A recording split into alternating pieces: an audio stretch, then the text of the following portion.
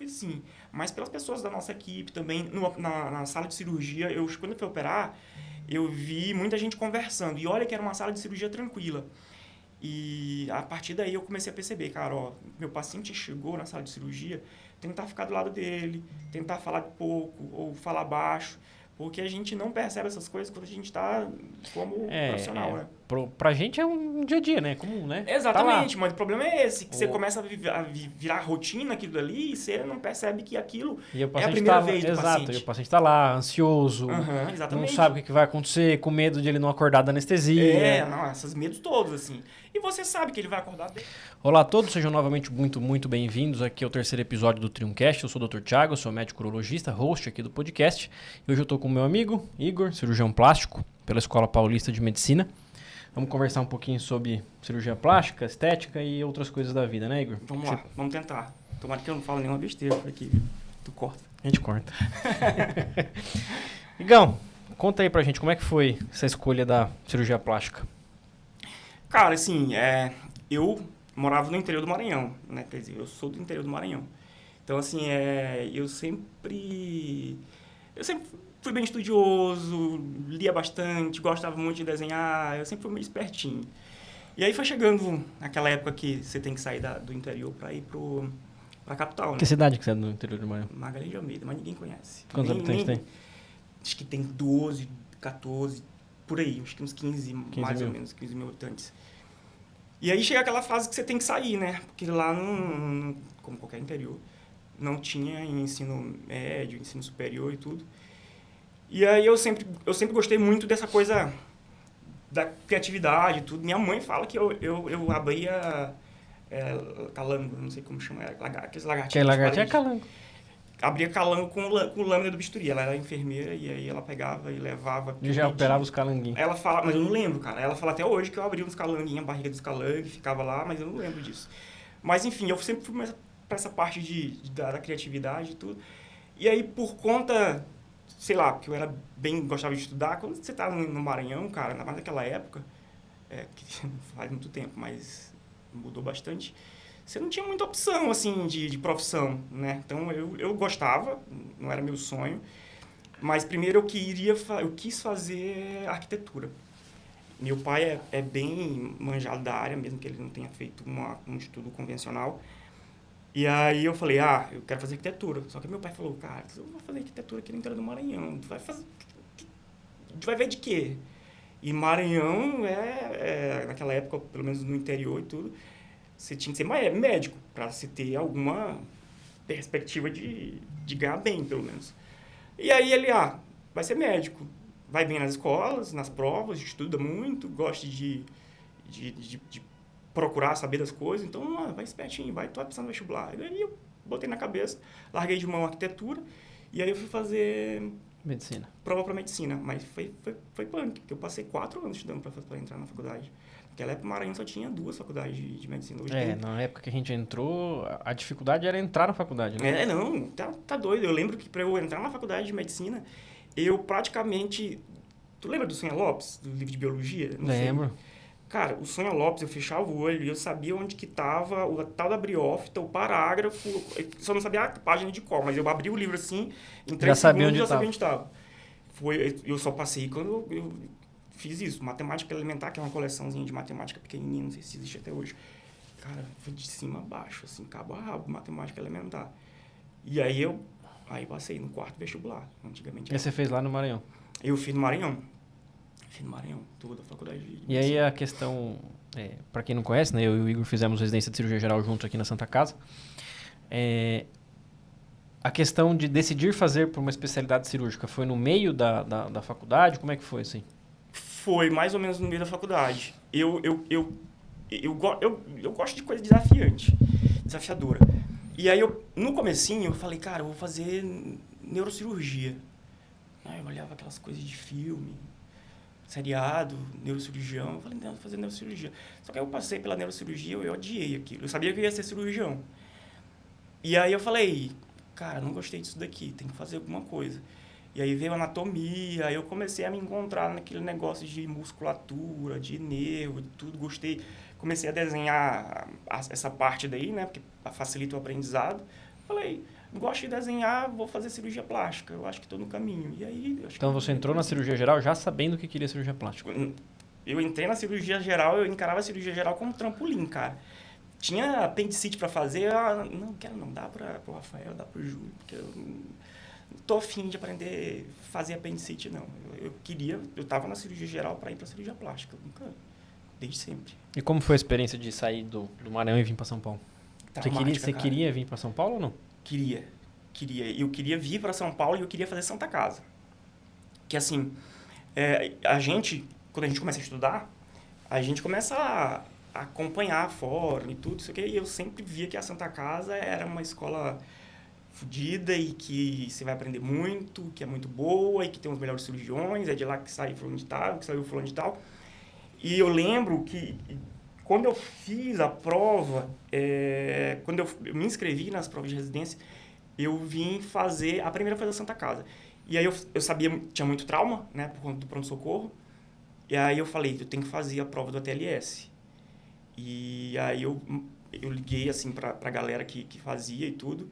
Tinha 3 lugares, se não me engano, acho que Santa Casa tinha para fazer a prova, e tinha Porto Alegre e outro lugar aí. Aí eu falei, eu quero fazer a mais próxima possível da prova da Santa Casa. Antes, né, óbvio, que é para ter as coisas mais frescas. E da primeira vez que eu saí do Maranhão para fazer prova, eu fui para Porto Alegre. Fazer o curso do ATLS para preparar para eu fazer a prova da Santa Casa. Você fez o ATLS lá em Porto Alegre? Em Porto Alegre. Cara, como foi a primeira vez que eu fui tão longe assim do Maranhão, eu lembro que eu chegava aqui, era fim de ano, né? Então era verão e foi bizarro para mim, porque tipo 7 horas da noite, 8 horas da noite, tava claro e eu fiquei num hostel. E eu ficava, caramba, tá claro, que é isso que tá acontecendo? E os caras lá tirando sarro de mim. O maranhense tá vendo o céu aqui, tá achando que tá em outro mundo. Mas foi a primeira vez e eu fui pra fazer a prova da Santa Casa. E aí, eu passei antes em Santa Catarina, na UFSC. Só que daí eu passei na Santa Casa, não, vou ficar na Santa Casa. Mas foi terrível, cara. São 2 anos... Não, é que assim, você sai do Maranhão e... É outra cultura, né? Assim, a cultura de trabalho... Vamos me bloquear aqui. A cultura de trabalho, a cultura de esforço, de dedicação é bem diferente, assim. Então, eu fiz faculdade federal lá, mas ainda assim, cara, você percebe muita diferença quando vem para São Paulo. Porque lá a gente não estava acostumada com tanta exigência, sabe? O ritmo é 2 vezes aqui. O ritmo, não, 2 vezes não, é bem pior do que 2 vezes. E daí eu cheguei aqui de paraquedas praticamente, assim. E lá na minha formação, eu fiz cirurgia geral, estágio de cirurgia geral no Peru. Então, você não fez no Maranhão? Não fiz no Maranhão. Então eu falei, tinha aqueles programas que tem no centro acadêmico. Sim. Mostra de intercâmbio, e tudo. Eu decidi, vou fazer meu intercâmbio de cirurgia geral no Peru. Na verdade, eu passei para Hungria. Só que eu não tinha dinheiro nenhum para atravessar o Atlântico. Eu falei, eu vou fazer no Peru, que é aqui do lado. Naquela época o dólar era barato. De 1 para 2, mais ou menos, 2,5, cara, 3 não sei, eu lembro que eu peguei R$500 e fui para lá com R$500 no bolso. Eu passei 1 mês e meio. E então parte do meu estágio em cirurgia, que foi o estágio, quando eu fui para lá era o estágio que teoricamente eu teria que ter a mão na massa, me ensinar como pegar, lavar e tudo. Eu fui pro Peru e eu cheguei no Peru e não é nem em Lima, era uma cidadezinha no norte do Peru, Trujillo. E cara, foi muito ruim, assim, o hospital era bizarro, parecia que eu tava em Calcutá. Mas assim, ruim sem estrutura? Ruim, sem estrutura. Não se parecia com um hospital público do interior do Maranhão. E daí eu comecei a frequentar lá e aí eles têm muito pessoas que acompanham, não sei se por ser um hospital escola, e aí ficava muita gente ali. E, cara, quando você começa a acompanhar a cirurgia, você tem que ser bem acompanhado, Sim. assessorado, porque senão você desiste logo. E aí me botaram para assistir uma cirurgia de reconstrução de hérnia inguinal. A gente aprende na residência lá no 2º ano. Então, para mim, que era estudante, acabando de entrar no centro cirúrgico, assistindo uma cirurgia de hérnia inguinal, eu falei, que é isso? O que estão fazendo aí, né? Tá acontecendo? É um puxa e solta de tecido, e um corta aqui, corta acolá, passa fio. Eu falei, mas que coisa chata. E aí, depois a gente saía para a aula, para as aulas de teóricas dele. E, cara, assim, os coleguinhas que me colocaram lá não eram muito legais, assim, eles eram bem... Mas o fato de você ser de fora, né, não ser do país, né, vamos assim dizer, você acha que tinha algum preconceito, alguma coisa assim? Não, pelo contrário, eles achavam muito legal, super legal ter um brasileiro e tudo, sei o quê. O problema era isso, era aquela coisa de ser abordado, de ser tratado, os caras... Como se fosse estrela. Tipo, os caras... Teve um que me chamou para comer na casa dele quase todos os dias e eu não gostava, eu era meio tímido, eu não tinha... Até hoje, assim, eu sou. Então, eu tinha meio problema com pessoas. O pessoal que acha que a gente se expõe na rede social parece que é fácil. Né? Exato, não é fácil não. E eu sou meio antissocial. Então, eu achava meio chato. Eu achava chato eles, eu achava chato o professor. Às vezes, eu chegava no hospital ou na faculdade, eu não sabia onde eles estavam. Naquela época, eu não tinha WhatsApp. Sim. E eu não sabia onde estava. Eu ligava para um, ligava para outro, ninguém entendia. Tipo, me deixavam... Não tinha vem aqui, faz aqui, amanhã a gente vai estar aqui. Eu falei, não vou passear. E daí eu fui passear pelo Peru. Fui conhecer as pirâmides, tem umas pirâmides no interior do Peru bacana, tem história. Fui pra praia. Você gosta bastante de viajar, né? Eu vejo que você viaja bastante. Eu gosto, cara. Acho que é uma das coisas da vida. Um dos motivos do mundo, assim, um dos motivos que me colocaram no mundo. Eu viajar. Porque... Algum lugar que você queira conhecer ainda que você não conheceu? Vários, né? Mas enfim... Eu tenho vontade de conhecer a Pérsia, que é hoje o Irã e o Iraque, Afeganistão, aquela região ali. Só por motivos óbvios. Agora não tá dando pra ir. É meio chato. Mas vai ser difícil arrumar um período de paz lá, mas tudo bem. Eu gosto, cara. Eu cheguei a pesquisar, mas por enquanto não dá, não. Show. Você gosta bastante de desenhar também, né? Você desenha faz quanto tempo? Desde criança? Como é que Desde criança. Eu desenho... Você fez algum curso ou sempre foi assim? Não, cara, assim, desde pequeno. Eu sempre fui muito... Eu via papel de chamequinho, papel em branco, é uma fascinação pra mim, assim, cara.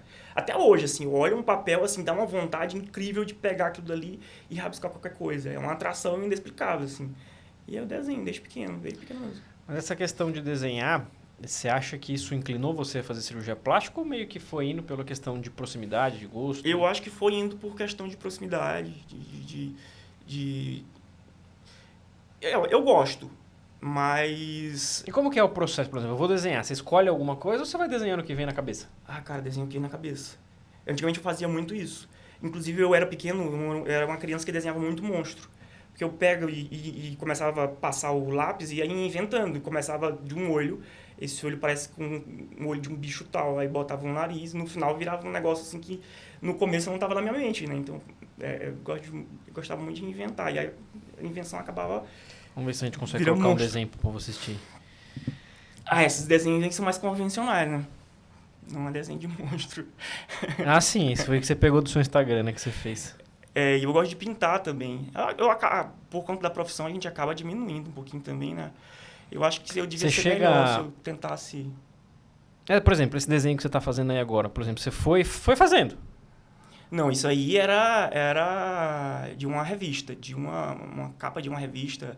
Você olhou a capa de uma revista e aí você refez o desenho. Eu fico olhando... Eu não sou um bom criador, eu sou um bom copista. Eu sei... copiar, assim, se tu pedir para eu criar, eu vou ter uma certa dificuldade. Mas para pintar eu acho mais fácil, para copiar. Show. E você chega a usar algum desses desenhos? Você já chegou a desenhar alguma vez? Porque assim, os pacientes vêm pela rede social, né? Não, cara, isso facilita muito, assim. E você chega a desenhar para eles? Sim, a minha consulta tem lá uma folhinha de... um caderninho de... Que hoje tem software 3D, né? Que o pessoal bate foto, simula como é que vai ficar a cirurgia, né? Eu não gosto muito de simulação. Eu faço simulação de nariz porque é inevitável, né? Você vai operar o nariz, o paciente ele quer saber mais ou menos a linha de chegada. Então, a gente manipula ali um pouquinho da imagem dele real para ver como que pode ficar e tudo, mas eu acho que é o básico, assim. Também não invento muita coisa. Mas eu desenho, explico mama, nariz, tudo com desenho. Eu acho que fica mais fácil para entender. Você gosta mais de fazer nariz? Eu gosto mais de fazer nariz. Nariz e mama, eu acho. Você fez algum fellow fora? Cara, eu fiz um nos Estados Unidos, mas na época não era tão voltada para nariz, era crânio-facial. Fiquei um mês em Utah, em Salt Lake, mas era para tudo da face, não era exatamente nariz. Uhum. Mas foi muito bom, foi muito, levei uns porre não, uns soco lá da galera. Pessoal meio escroto, né? Você tá no meio do centro branco, mormon dos Estados Unidos, aí vem um latino. Nossa senhora, foi tenso, mas foi legal. Bom. E qual que é as cirurgias mais procuradas que o pessoal mais faz? Mais procura, né, na verdade, para você para fazer?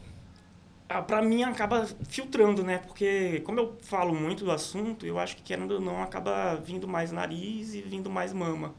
Tem de tudo, assim. Se a gente for falar de Brasil e tudo, acho que a cirurgia mais procurada é a lipoaspiração. Depois de cirurgia de aumento, de prótese de aumento, né? De mama. Mas, pra mim, parece muito nariz e mama, acho que por conta desse filtro da própria rede social. Né? A galera vê e aí você fica como se fosse um especialista naquilo e vem muito para resolver aquilo. No fim das contas, você acaba sendo. Exatamente, você começa a fazer aquilo o tempo inteiro, então acaba que eu gosto e como eu faço muito, é o que eu prefiro fazer e o que é mais fácil para mim. Né? Eu acho que uma das perguntas que você mais deve receber no Instagram é qual que é o preço, né? Nossa, muito, cara. Qual que é o preço? Por que é difícil explicar isso? Acho que as pessoas não têm ideia de como funciona um procedimento cirúrgico. Sabe, né? eu tava conversando com um amigo meu e ele me disse uma coisa bem interessante que ele escutou de um congressista mais velho, né? Porque essas coisas, essas liberdades de expressão, acho que alguém que tem uma idade maior que você, que a gente, tem a liberdade poética de falar, só porque é mais velho. Então, assim, eu vou citar o que ele ouviu desse mais velho. Ele fala que a gente é pago, que ele opera de graça. Ele fala, eu opero de graça. Ele escutou isso e falou, como assim? Como assim? O cara é famoso, como ele opera de graça? Não, eu opero de graça, os hospitais grandes e tudo, eu opero de graça. E todo mundo sabe que ele cobra caro e tudo. Não estou entendendo. Aí ele falou, cara, eu cobro para escutar, eu cobro para conversar comigo. Operar, eu opero porque eu gosto.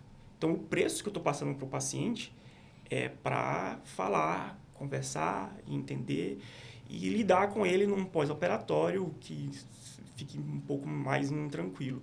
Então, é bem difícil essa coisa de lidar com o paciente que não entende a nossa situação. E assim, eu acho que eu até entendo, às vezes, o paciente perguntar do ponto de vista assim, poxa, mas por que eu vou fazer uma consulta se eu não vou ter nem dinheiro para fazer uma cirurgia plástica? Mas a pessoa sabe que uma cirurgia plástica é caro. Hoje em dia não dá para você achar que com 5 mil reais você vai fazer uma cirurgia plástica. Cara, por incrível que pareça, assim, tem muito local que faz cirurgia plástica muito barata. Inclusive, tem muita gente que envia mensagem no nosso WhatsApp comercial perguntando se a avaliação é gratuita. Primeiro que não existe uma avaliação, não sei de onde surgiu esse negócio de avaliação. Eu sou cirurgião plástico, eu faço uma consulta. Sim. Eu, como um cardiologista, como um nefrologista, como um dermatologista. Antes de ser cirurgião plástico, você é médico. Exatamente. Então, assim, cara, é o quê? Foram 4 anos para passar, 6 anos de medicina, 2 de cirurgia plástica, 3 de cirurgia plástica, 2 de geral antes, né? E eu vou sentar por 5 horas avaliando sem ganhar, sem cobrar pelo meu conhecimento. Não, e assim, a pessoa acredita que a avaliação é só você chegar, olhar para a cara da pessoa e falar, você não tem que operar ou você tem que operar. A decisão entre um procedimento cirúrgico é muito mais complexa do que simplesmente olhar e você deve operar e você não deve operar. Eu acho que a estética hoje ela entrou numa questão de mercado que levou as pessoas a pensarem assim. Né? Porque as pessoas vão fazendo cirurgia, eu quero consertar o nariz, eu quero aumentar minha mama, eu quero reduzir minha mama, mas está tudo bem com a sua mama, por que você quer fazer isso? Qual que é o seu ponto de vista nessa questão da mercantilização da estética, né? Porque às vezes a pessoa chega e ela não tem indicação de operar. São pessoas que não têm doença, né? Então ela está saudável e ela quer melhorar alguma coisa do corpo. E melhorar por quê? Porque tá feio? Porque o marido não gosta? Porque não se sente bem olhando no podcast, no espelho? Enfim, tem vários motivos. É óbvio que tem algumas algumas pacientes, por exemplo, de cirurgias de mama, de redução de mama, que tem dor, tem desconforto, Sim, não encontra roupa, não consegue ir para academia, não consegue malhar, enfim. Mas, na maioria das vezes, a cirurgia estética, a cirurgia plástica estética, tem muito disso, de paciente que não está doente, que tem dinheiro, não está doente e quer corrigir alguma coisa por algum motivo. E eu acho que tem muita relação com rede social, Sim. principalmente atualmente, né? A gente vê uma banalização, cara. É o que rosto de incrível. Instagram, né? O pessoal, você vê que existe a harmonização facial, né? Que o pessoal fala, né? Hoje em dia, que é preenchedor, sempre... E você olha pra a cara das pessoas, parece igual, né? Mas tá acabando isso, né? Tá, eu tá acho que acabando. o pessoal Hoje tá... o pessoal tá se tocando Exato. mais ou menos disso aí, que é inclusive cirurgia de... Por conta da rede social, você começa a ver padrão, né? Então, lá nos anos 2000, você tinha o padrão da paniquete. O padrão O da bonito é TV, aquilo. o padrão da Globo. O padrão da Globo. O padrão daquelas meninas que ficam rebolando ali atrás do auditório. Então, tinha muito aquilo do peitão, cinturinha, colchão. E aí, teve aquele boom de colocar silicone e tudo, não que hoje tem diminuído. Mas hoje a gente já vê uma diminuição nessa procura de colocar peito muito grande, de ter volumes aumentados ali, tanto de glúteo, de coxa e tudo, porque também tem enxerto nesses locais, né? Então, hoje, por exemplo, um paciente procura e você percebe que ela quer um peito menor, que ela não quer um enxerto no bumbum muito grande. Então, eu vejo que é muito por conta disso. A gente tem um álbum ali, um catálogo, que é a rede social. Quando a rede social começa a mudar, que a gente está vendo o tempo todo de explante de silicone, gente que está indo ali tirar a harmonização facial, desfazer o que acabou fazendo um dia, que era moda um dia, que hoje não é mais. Então, a gente tá mudando um pouquinho. Não que deixou de aparecer maluquices no mundo da plástica, mas está diminuindo um pouco mais. E quando que chega e você contraindica, não, você não tem que operar? Eu sou muito teórico, cara. Assim, paciente está acima do peso, não opero. Paciente tem exames alterados, não opero. Paciente não precisa fazer aquilo que ela está dizendo que precisa e para mim não tem necessidade, não opero. Então, por exemplo, tive uma paciente no comecinho, que eu até operava para clínicas aí, e ela queria fazer ninfoplastia, que é a diminuição dos pequenos lábios vaginais. E aí eu olhei e falei, mas tá pequeno. Aí eu perguntei pra ela, mas o que te incomoda? O tamanho. Falei, pedi com licença a ela, tirei uma foto e peguei essa foto e mostrei pra ela. Aponta pra mim aqui o que tá te incomodando. Ela falou, o tamanho, olha aqui o tamanho. Eu falei, mas isso não tá grande, não tá aumentado. Ela falou, mas eu quero tirar. Eu falei, não vou fazer isso. Sabe, assim, você tem que ter o bom senso e saber até onde sua mão pode ir, a sua consciência também. Então, eu falei, não vou fazer. Isso deu reclamação no Google, no meu negócio, da clínica onde eu trabalhava, porque ela falou que o médico não queria fazer o que ela estava se incomodando. Eu acho que o grande desafio de que vocês talvez levam é justamente isso, né? A pessoa acha que pelo fato de ser estética, ela estar pagando, ela escolhe o que ela quer. Não é muito bem assim que funciona, né? Medicina não é uma prateleira onde a gente sai escolhendo. Exatamente, mas foi nessa caixinha que a plástica acabou entrando. Em catálogo, aquela revista da Avon, que a pessoa tá lá, fica apontando, eu quero isso, quero aquilo outro. E também, cara, tem a parte do psicológico, né? A gente, como médico, é aquela coisa, o feeling. Você entra numa sala, você sabe mais ou menos que aquela pessoa tá sofrendo. Mesmo que ela não tenha te falado nada, que ela não esteja fazendo cara de terror ou dor, mas você sabe que ela está sentindo alguma coisa. Da mesma forma é a gente. Eu sei que uma paciente vai me dar dor de cabeça. Então eu falo muito. Eu percebo que a paciente dá problema no pós-operatório, o paciente ou a paciente, né? Num pré, num pós, já na primeira mensagem. Então, e assim, se ela não está satisfeita com algo que é normal, o que garante que ela vai ficar satisfeita com o resultado que ela vai ter da cirurgia plástica, né? Exatamente, cara. E assim, você vai filtrando. Eu tive um caso agora de um paciente que eu ia operar um familiar e aí eu indicava um exame, aí a mãe enviava mensagem. Eu acho que ela precisa desse exame. Como assim, né? Como assim acho que ela precisa desse exame? Para não entrar em atrito, não era nada demais, pedir o exame. Aí eu coloquei para um hospital. Não, eu acho que esse hospital aqui é melhor. Tá bom, coloquei no hospital. E aí você foi vendo que sempre que você tinha sempre que eu tinha uma atitude, lá vinha ela colocar dedos na decisão. Falei, não vou operar. Eu liguei pra filha, falei, ó, sua mãe tá assim, assado, não vou conseguir te operar, não vou te ajudar, porque do jeito que começou, eu sei como é que vai terminar. Então é melhor não. Então, assim, a gente não opera, infelizmente eu não vou conseguir te ajudar, é isso que eu falo. Saber lidar com o paciente e saber até onde você pode ir e o momento que você tem que parar. Então eu paro sempre. Eu nunca tive problema com pós-operatório porque eu sei a hora de parar antes de pelo menos operar. E assim, às vezes você percebe que o paciente está criando uma expectativa além do que é possível entregar. Mas, Thiago, eu faço questão, assim, alguns pacientes no meu consultório saem com medo e desistindo de operar. Porque eu falo da abdominoplastia, cirurgia de mama, por exemplo, falo tudo que pode acontecer. Você vai colocar um silicone, fazer suspensão, colocar silicone, você pode ter necrose de areola, você pode ter hematoma, a gente tem que voltar para o hospital para abrir tudo e cauterizar o vasinho que está sangrando. Você pode ter uma infecção de pele, você pode ter uma infecção de pele que aprofunda e toma conta da prótese e eu tenho que retirar essa prótese. Então, e eu explico tudo, cara, devagarzinho, não entendeu, explica de novo. Às vezes você vê que ela está com a boca aberta, assim, e fala, cara, não vou mais fazer, a paciente não vai mais operar.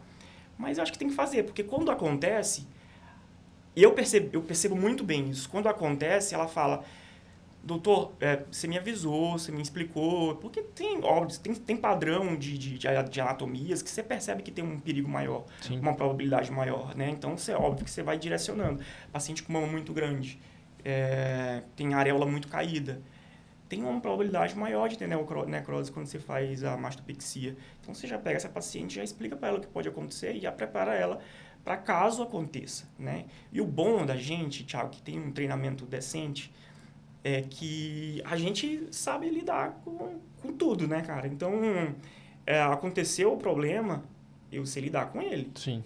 E aconteceu uma intercorrência, eu sei tratar dela. Então, é mais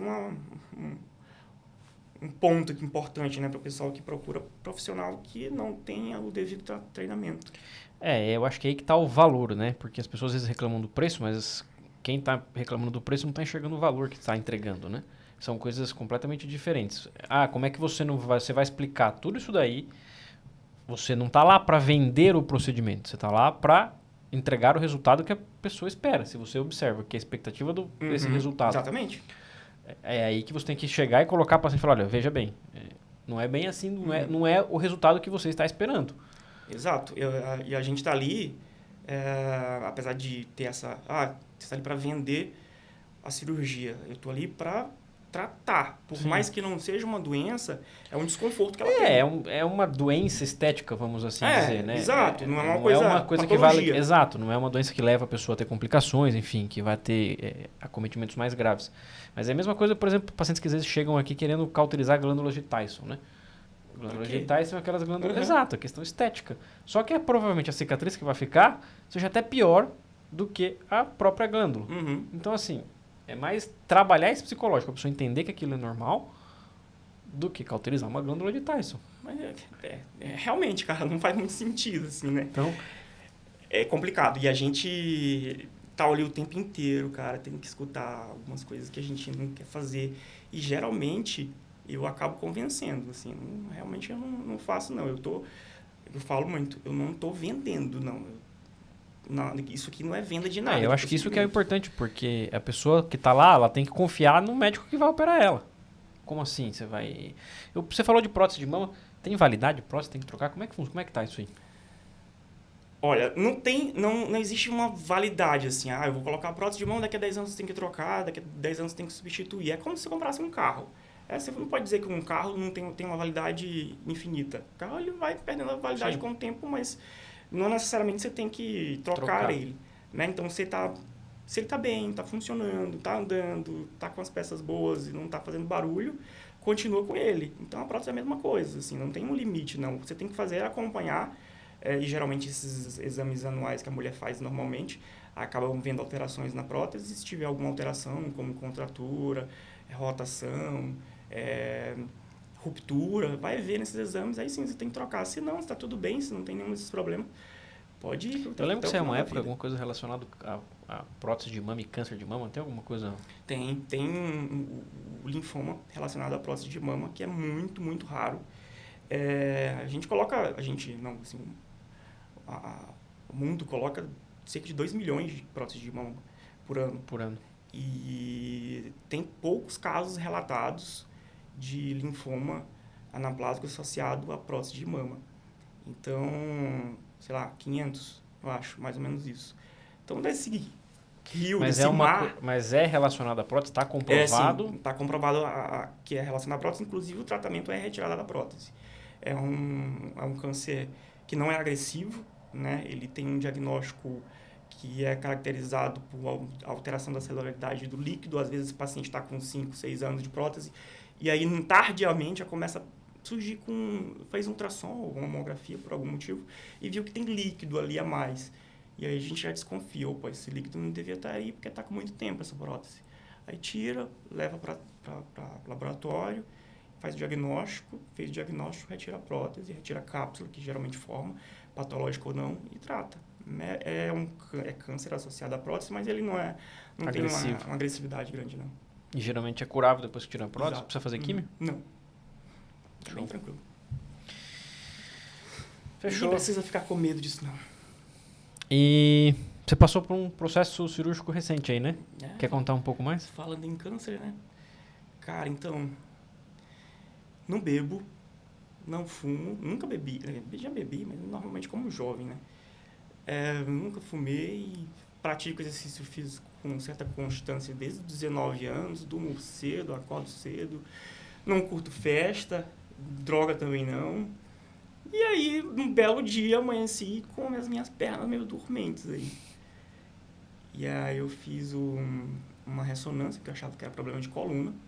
E na ressonância tinha alterações na barriga, né? E aí amigos meus que fazem radiologia falaram, tem alguma coisa estranha no peritônio. Aí eu fiz uma tomografia de abdômen e pelve.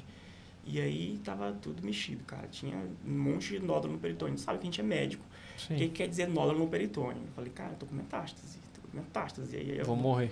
Vou morrer. E agora eu tenho que descobrir de onde que é, né, essa metástase. E aí faz endoscopia, colonoscopia, até broncoscopia o Rodrigo pediu para eu fazer na época. Só que não achava nada. Isso foi 2023? Finalzinho de 2023. Não achava nada nesses exames, mas tinha alguma coisa na barriga. Então eles decidiram, vamos fazer uma videolaparoscopia e diagnóstico, e vamos pegar um pedacinho desse peritônio e mandar para análise. Eu lembro que até esse meu amigo falou, olha, eu vou ter uma inauguração de uma clínica, da minha clínica agora à noite, tu vai para o centro cirúrgico, eu vou colocar a ótica, e aí eu vou filmar para ti, e vou te deixar uma mensagem para tu ficar tranquilo tudo, porque eu não vou conseguir te ver quando tu acordar.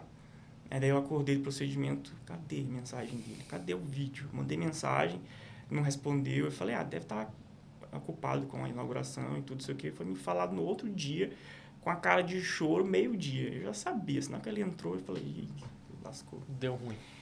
E era pseudomixoma do apêndice. Era aquele negocinho que a gente estuda para fazer residência, que tem um parágrafo que você nem dá valor.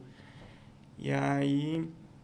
E tinha... É um tumor, produz uma mucina, né? Tipo uma gelatina.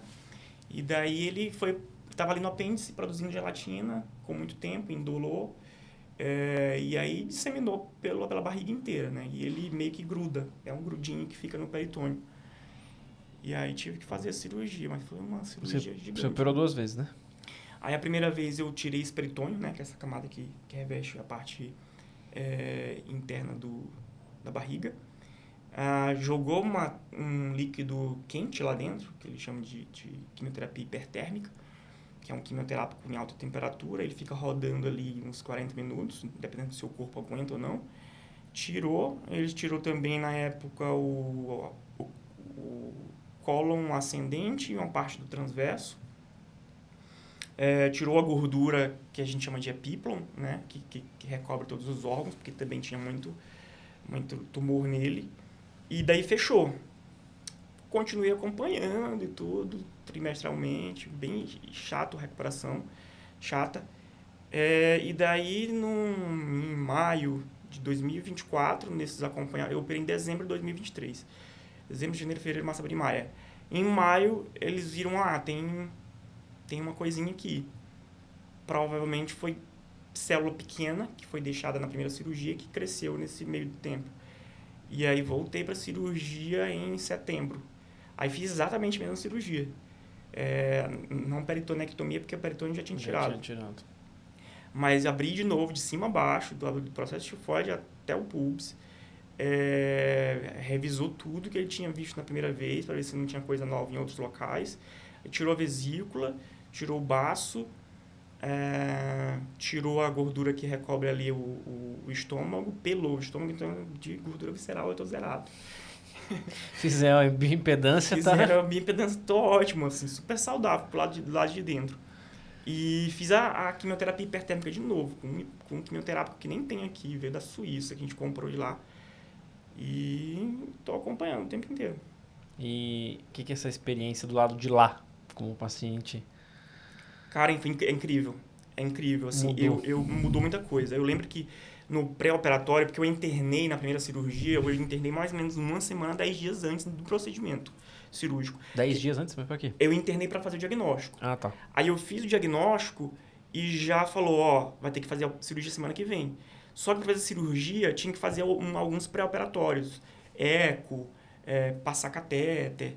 E, inclusive, ser avaliado pela nutrição, porque eu tinha que receber muito aporte proteico para me preparar para a cirurgia. Porque é uma cirurgia de 12 horas e com hipertermia, enfim, é uma cirurgia que consome. Então, eu comi, eles vinham para mim com hipercalórico e hiperproteico, assim, de 4 em 4 horas, que às vezes eu chegava à noite e falava, não aguento mais comer. Enfim, daí eu passei uma semana... Tava no regime de engorda. Tava tipo no regime de engorda, para preparar para a cirurgia. E aí... O que você me perguntou mesmo? De como é que essa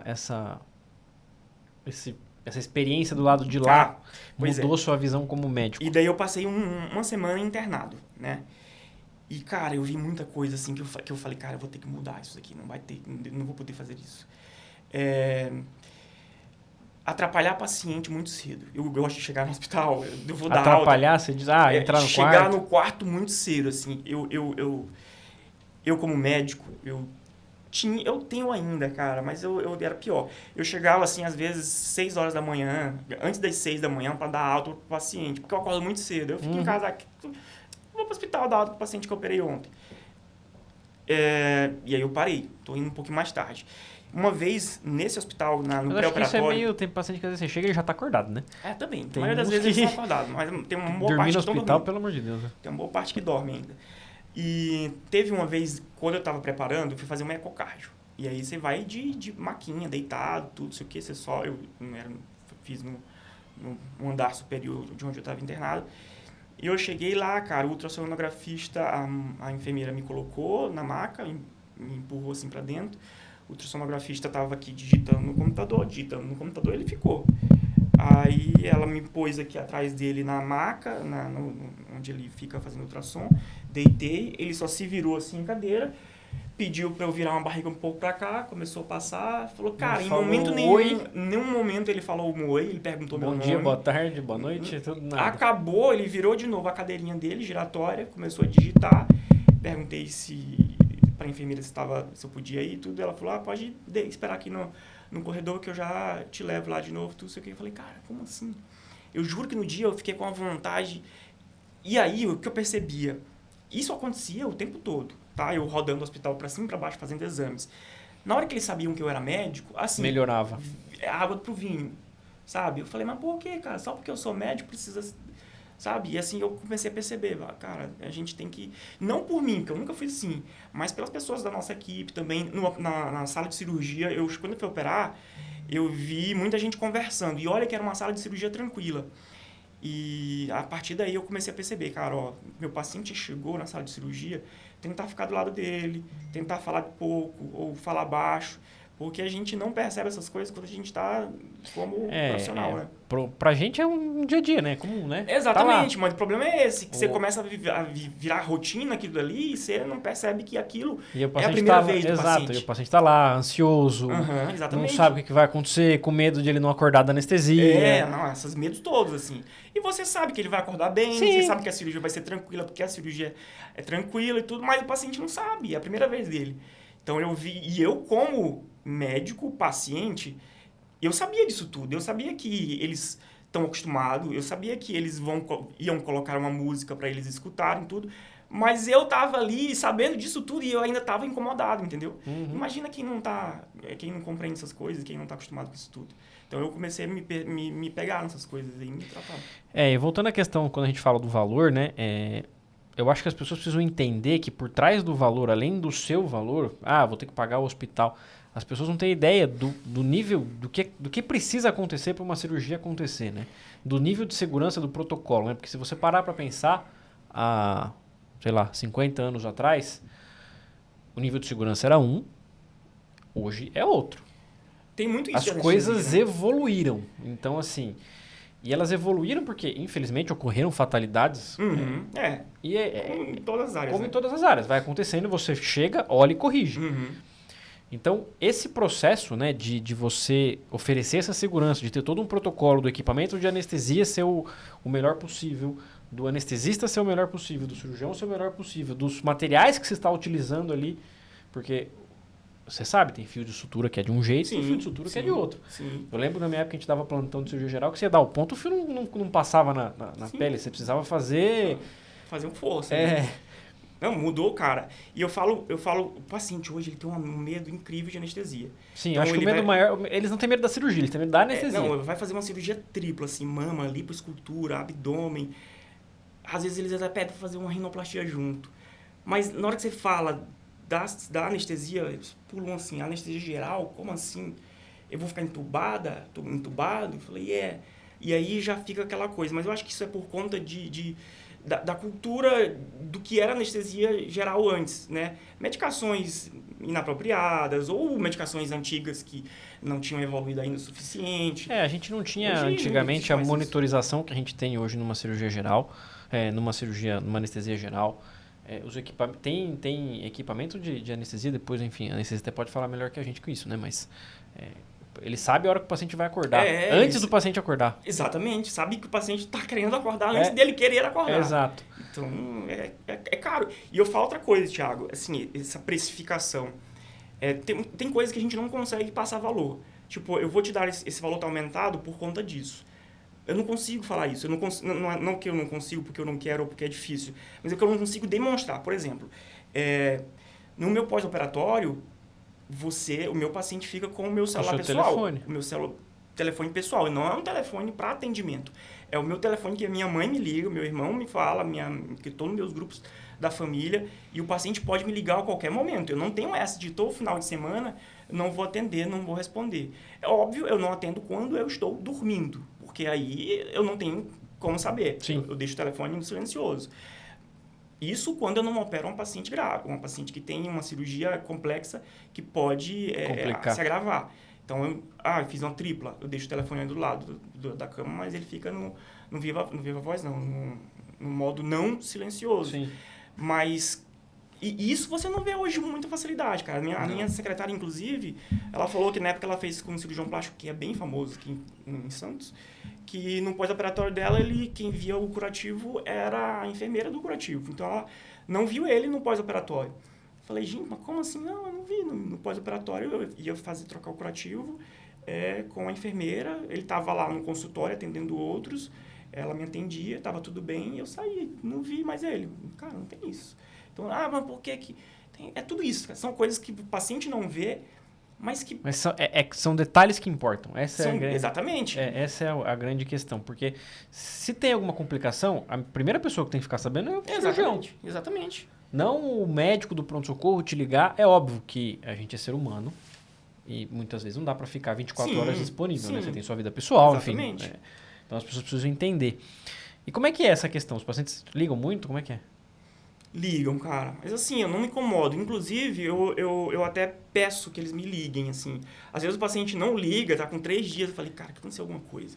Não é possível. Eu geralmente, nos pacientes que eu opero, geralmente no primeiro, depois de ver, 24 horas, eu falo, e aí, como é que tá? Tá tudo bem? Não, assim, por exemplo, cirurgia de nariz. Eu tenho um roteirinho, assim, do que acontece cada dia. E aí eu, todos os dias, dia 1, dia 2, dia 3, dia 4, dia 5, até o dia 7, que é quando eu vejo, eu vou mandando. Hoje vai acontecer isso e aquilo outro. Faça isso e aquilo outro. Então, todo dia eu tô ali falando e tudo. Quando eu vejo que o paciente é meio perdidinho na cabeça, assim, que tem que fazer o curativo do nariz, depois de 7 dias que eu tiro a tala e fica só com o curativo, eu faço vídeo chamada com ele. Eu falo, depois de amanhã tu vai trocar esse curativo, eu vou fazer um vídeo chamada para saber se você vai fazer isso certo. Porque, cara, cirurgia plástica o que fica do lado de fora é o teu portfólio. Sim. Então eu não posso deixar o paciente fazer o que quiser e fazer errado com uma cirurgia que eu fiz, porque daí a culpa vai ser minha. Exato, e assim, às vezes o paciente não tem... Você já teve algum caso meio bizarro, tipo, foi pra academia no PO1? Eu tenho um caso de um paciente, cara, que operou o nariz e bateu na saída do carro. Eu não sei por conta de quê, porque geralmente você sai do carro de cara para fora. Sim. Não sei como ele conseguiu bater o nariz na saída do carro, no teto do carro na hora de sair. Bateu, inchou e tudo. Falei, não tem o que fazer, e realmente não tem o que fazer. Tá inchado, você tem que esperar desinchar para saber o que pode. Mas na maioria das vezes não dá mais para fazer nada. Você tem que esperar aí 3, 4, 5 meses. Se precisar, reaborda depois. Para reabordar depois, Porque agora, nos dias mais precoces, você não tem como fazer nada. Tá tudo inchado, tá tudo demasiado, a anatomia tá toda mexida ali, tá tudo inflamado. Então, você só vai complicar. É melhor Às vezes tem mais desse. Complica mais do que ajuda. Às vezes complica muito mais do que ajuda. Então, é melhor nem tocar. Tem paciente de mama que já desmaiou no banheiro e caiu com a mama recém-operada no chão, mas graças a Deus não aconteceu nada. Mas tem dor, né? E tem tudo isso, mas a gente sempre avisa, olha, cuidado, amanhã, quando for no banheiro, vai com alguém, porque às vezes está tão bem de saúde, ou bem de disposição, que acha que está o suficiente capaz de fazer tudo só. Então, levanta a pressão baixa. É inevitável, né? Medicação. Uma dúvida que eu tenho, por exemplo, paciente que tem convênio e vai fazer uma cirurgia plástica. Obviamente, a parte hospitalária, a sua parte, vai ser paga... Não, às vezes até o hospital o convênio paga. Mas, por exemplo, se ela está fazendo uma cirurgia totalmente particular e ela tem um convênio, ela tem uma complicação nessa cirurgia, sei lá, tem uma arritmia, tem algum problema que pode acontecer. Essa complicação, ela pode usar o convênio para tratar? Pode, e é até bom quando a paciente vai fazer cirurgia plástica que ela tenha essa retaguarda de convênio, né? A paciente vai fazer, sei lá, uma rinoplastia totalmente estética. E ela fez um broncoespasmo por conta de uma reação, uma medicação, tem que parar a cirurgia, ir para UTI, sei lá, fazer alguma coisa. É tudo pelo plano, né? É uma urgência. Você consegue transferir a internação da plástica? Graças a Deus eu nunca tive esse problema de transferir ninguém para convênio por conta de alguma complicação. Espero que nunca aconteça. Mas é totalmente possível, né? Então, o plano de saúde está aí para funcionar para essas coisas. Eu achei que eles não cobrissem. Eu achei que como se fosse complicação de cirurgia estética que eles não... Não, cobrem. Fica até mais barato quando a gente vai operar, que o paciente tem convênio, plano de saúde, que tem, por exemplo, o paciente tem um desvio de septo e a gente vai fazer uma rinoplastia. A gente faz o desvio de septo pelo plano, o plano paga o desvio, paga uma parte do anestesista, paga uma parte do hospital, e aí a rinoplastia estética, ele dá um desconto por conta do plano de saúde. E aí fica até mais barato para o paciente que vai fazer uma estética com a ajuda de outro procedimento qualquer por conta do convênio, né? Os hospitais, eles querem que o paciente tenha convênio, porque o que eles não querem é paciente que não tenha convênio. Tem um hospital onde a gente trabalha que sem convênio é um valor, e com convênio tem um valor, e sem convênio é um valor absurdo. Por quê? Porque eles acham, pelo menos, sei lá, os gestores falam, e a gente conversou com eles, falaram que quando tem complicação em paciente essencialmente particular que não tem plano de saúde, é uma dor de cabeça para eles. Então, eles não querem pacientes particulares que não tenham plano de saúde, ou pelo menos eles não facilitam. Né? Porque se acontece alguma coisa... porque a pessoa precisa... Às vezes a gente vai operar paciente particular totalmente, ele não tem convênio, e fala assim, olha, esse é o valor mínimo que você vai gastar. Sim. Porque se você tiver alguma complicação e precisar reabordar, precisar ir para uma UTI, precisar fugir qualquer coisinha do pós-operatório padrão, Exato. Mas é. E vai ter que gastar mais. É exatamente igual. Exatamente igual. O teu caso aqui, vocês têm... A urologia tem pacientes doentes, né? Ou Sim. com problemas para serem resolvidos e que podem complicar com uma facilidade maior do que a cirurgia plástica. Mas a cirurgia plástica segue o mesmo rumo, assim. Se precisar de algum auxílio aí, de UTI, de exames hospitalares dentro do hospital, também internado, por conta da cirurgia estética, o plano de saúde paga também. Essas cirurgias triplas, né, que você comenta aí, você gosta de fazer mamoplastia? Não, hoje eu não faço mais. A cirurgia tripla é quando a gente associa mais de 2 cirurgias, olha, tripla quando tem 3 cirurgias, né? Então, é cansativo. É cansativo pra gente, é desgastante pro paciente. Imagina só, uma cirurgia de mamoplastia vai lá umas 3, 4 horas. Um abdômen, 2 horas. Uma lipo, mais ou menos 2, 3 horas. A gente vai somando, vai dar mais de 6 horas de cirurgia. Então, começa a aumentar o risco de trombose, começa a aumentar o risco de sofrimento vascular, começa a aumentar o risco de isquemia por pressão, né? O paciente está lá o tempo todo deitado. Então, a gente está cansado, a gente é ser humano também. Sim, então, tem que às vezes no final do procedimento você não está entregando tudo que você poderia entregar. O problema é esse, que o nosso, como eu falei, o portfólio é o que está do lado de fora. E o que está do lado de fora a gente só vai começar por último. Então, tá lá, depois de 7 horas de cirurgia, é que a gente vai começar a fechar. E o fechamento da pele, para a cicatriz ficar bonitinha e tudo. Imagina, você tá 7 horas com fome, cansado, com a dor nas costas, porque você fica baixo o tempo inteiro, e vai começar a dar ponto que tem que ficar bem delicado para não aparecer na cicatriz e tudo. Aí vai entregar um resultado meia boca, né? Então, hoje eu não faço mais, cara. O que eu faço?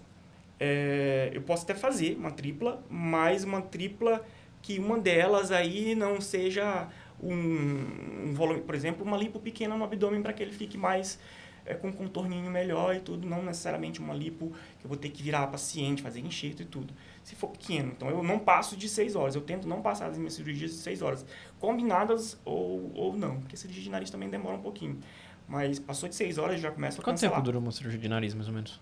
Depende muito, assim, mas geralmente umas 4 ou 5 horas. É bastante, eu achei que fosse mais rápido. Não, é bastante tempo. Hoje mudou muita coisa aí.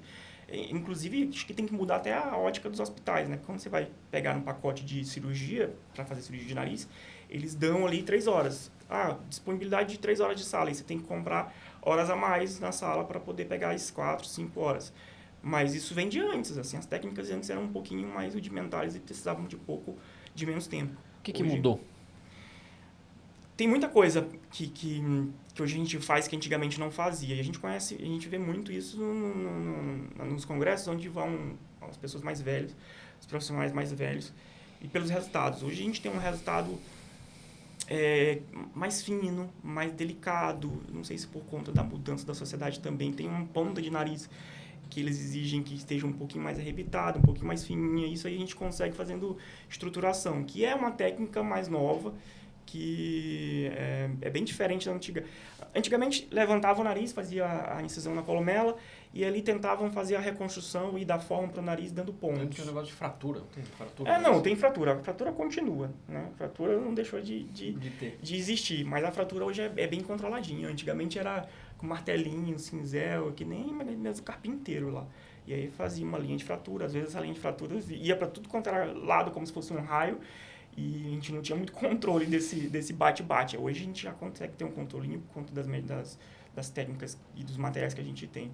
Tem alguma coisa de o que seria, sei lá, porque hoje em dia nas cirurgias abertas, nas cirurgias urológicas, né, enfim, barriga, essas coisas, tem a questão do minimamente invasiva, robótica, essa questão. Existe alguma conversa sobre robótica, essas coisas na plástica? A cirurgia plástica é muito artesanal, assim, isso eu gosto, porque dificilmente vai ter alguma tecnologia que substitua o fio, o porta-agulha e seu dedo. Eu não consigo enxergar. Tem umas cirurgias de lifting facial que lifting para subir o rosto, né?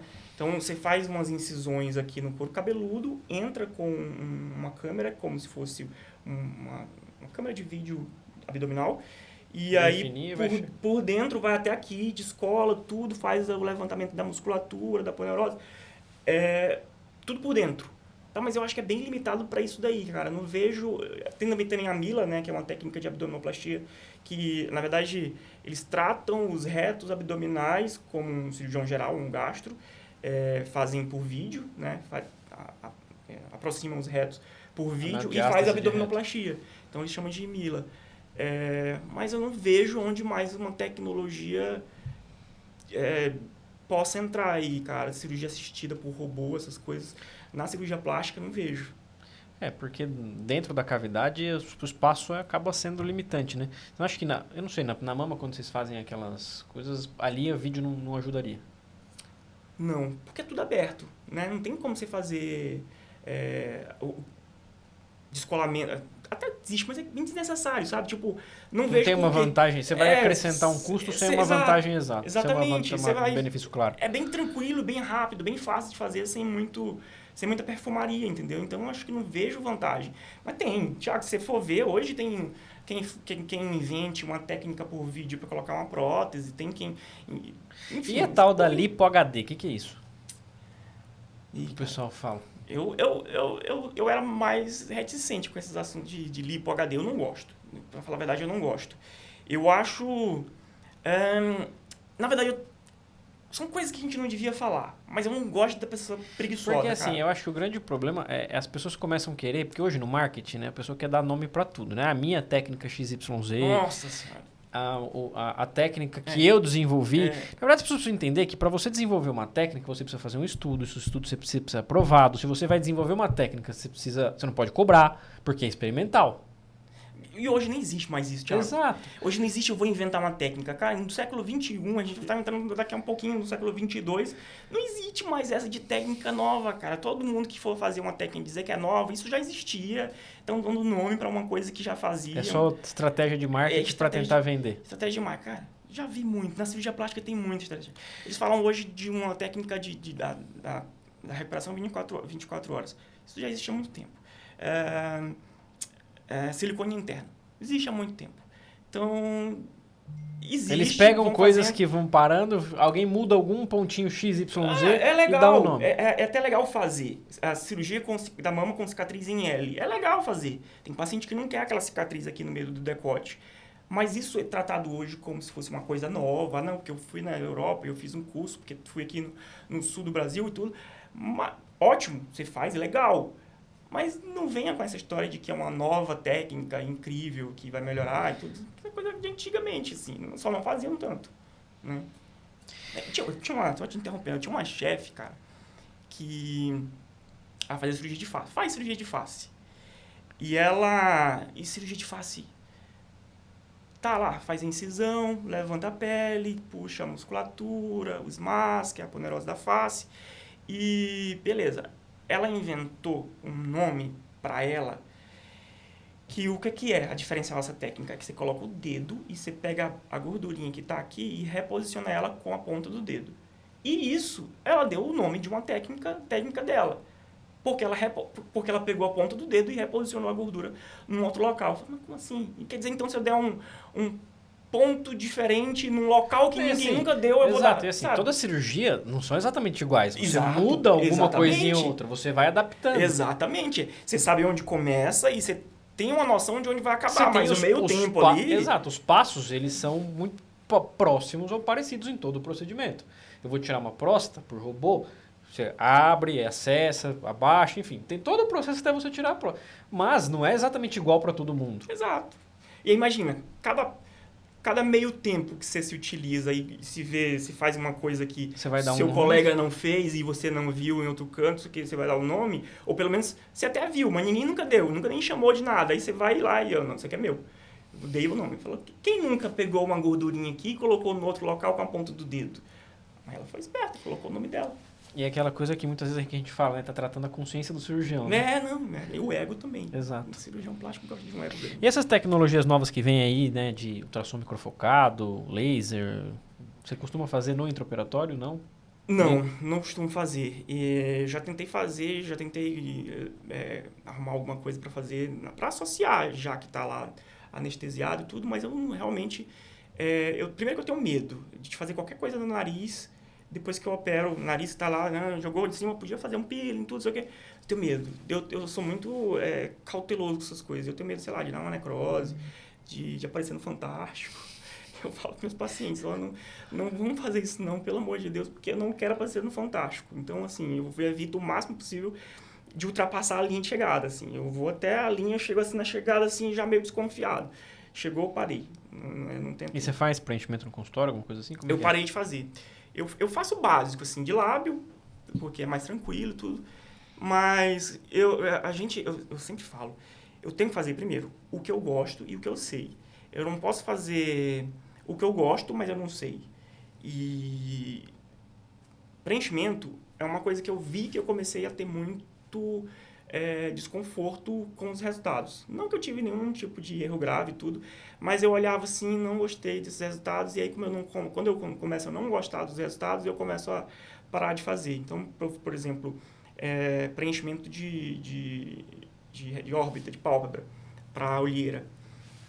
Começou a aparecer coisas chatas, assim. Na época da pandemia, tinha uma reação, que eu não lembro qual que é o nome, que você faz preenchimento e o vírus da COVID tem uma reação aí anômala com o ácido hialurônico.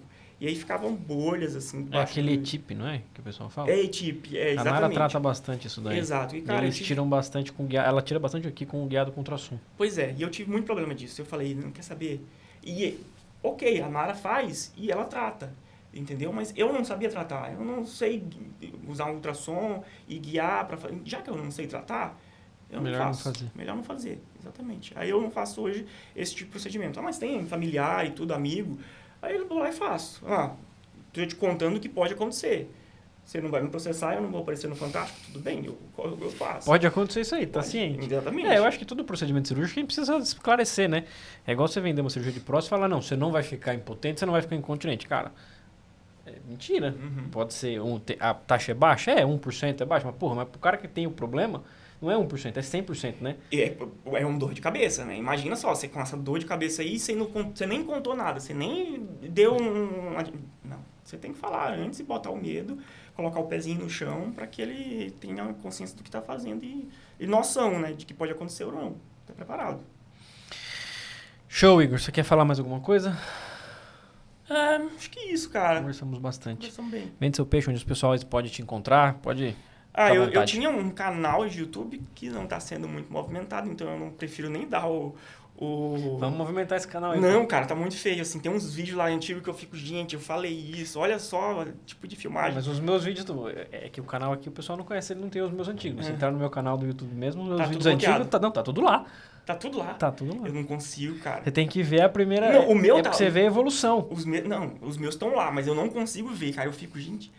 Às vezes parece que eu tava com uma batata na boca, cara, não sabe falar, não fala direito. Enfim, e hoje eu lembro que tinha um vídeo que eu ficava... Mano, eu nunca me mexi tanto no vídeo. Eu ficava de um lado e pro outro, assim, ó. Não, e tinha uns vídeos, Thiago, que eu fazia assim, cara, dava muito trabalho. Uma vez eu peguei um vídeo, um desenho animado do Miyazaki. Eu não sei se tu conhece de Estúdio Ghibli, que tem aí no Japão, que é meio que um concorrente... Não tá nem a altura, que eu digo, da Disney. A altura não, que o Ghibli tá mais alto. E aí eu peguei o desenho de uma moça que envelhecia por conta de uma bruxaria, enfim. E eu peguei e fiz um pano verde e fiquei lá explicando a envelhecimento facial do desenho que o Miyazaki...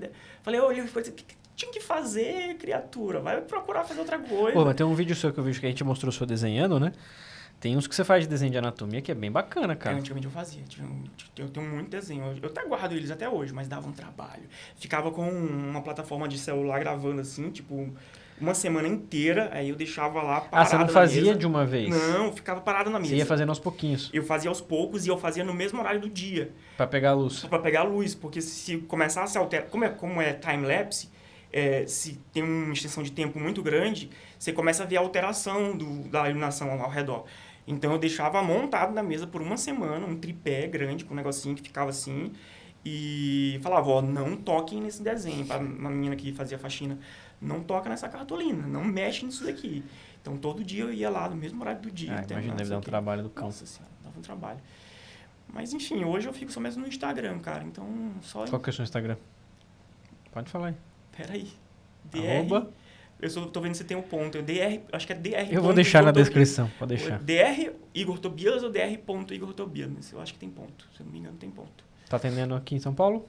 Aqui na Pamplona, pertinho, 145. Show. Maranhão não mais. Tô indo pro Maranhão muito pouco. Esse mês eu vou e acho que até julho eu vou fazer uma despedida. Acho que telemedicina para plástica não tem. Até dá, mas é um primeiro passo. É uma ponte, né? É um Porque passo vai ter só. um momento que você vai ter que... É, o que eu falo, ó, a gente está fazendo essa consulta virtual, mas isso não vai te eximir de uma consulta presencial, né? Tem que tocar, tem que ver, sentir. Em algum momento você vai ter que encontrar essa pessoa, não dá pra operar à distância. Não ainda. dá, mas nunca aconteceu disso, não. A gente sempre faz uma... a gente conversa como médico, porque a gente continua sendo médico, sim. né? Quais são os problemas de saúde que você tem? Às vezes dá para adiantar exames. Adianta exame, exatamente. Então, mais ou menos para isso. Mas a conduta mesmo, eu vou colocar, vou tirar, vou suspender, só depois de ver. Assim, a gente nunca bate o martelo só com consulta, só adianta alguns exames, né? Show. Bacana. A todos que acompanharam a gente aqui até o final, um obrigado e até o próximo episódio. Tchau, tchau.